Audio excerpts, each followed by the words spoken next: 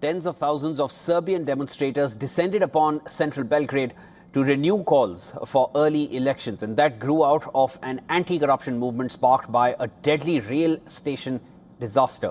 The marchers had gathered for the rally carrying Serbian flags, or ones representing their university faculty. Other people who had travelled from around the world held banners with the names of their towns. The protesters yelled the movement's signature slogan, and that is, "The students are winning."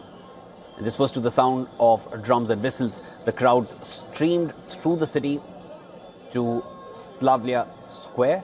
Large banners hanging from trees, t-shirts, badges and stickers, they also bore the same slogan.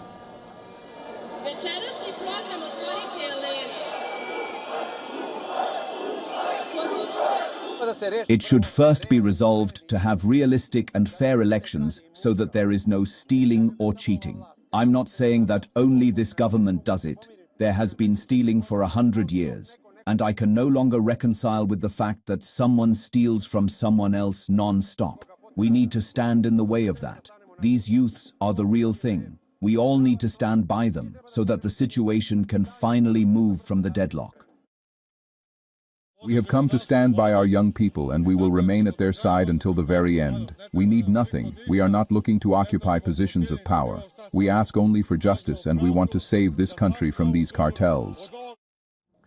Later, the rally was disrupted as clashes broke out between demonstrators and police. Masked men threw stones, bottles and firecrackers at police, who responded with tear gas.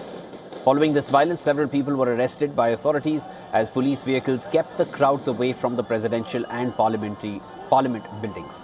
The Serbian anti-corruption movement stems from a station canopy collapse which occurred in November of 2024 in Novi Sad and claimed 16 lives. Since then, the calls for a transparent investigation into that incident, into what happened that day, have snowballed into a push for early polls. With the protests having passed off peacefully for the most part, some have been marred by clashes in recent months, with several protesters saying that they were attacked by masked government supporters.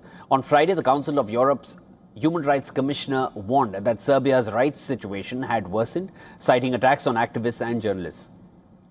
Now, the students leading this movement, they hope that Saturday's demonstration will relaunch their campaign to push nationalist President Vučić to call early elections. Vučić, who regularly raises the issue, suggested on Thursday that they could take place in autumn.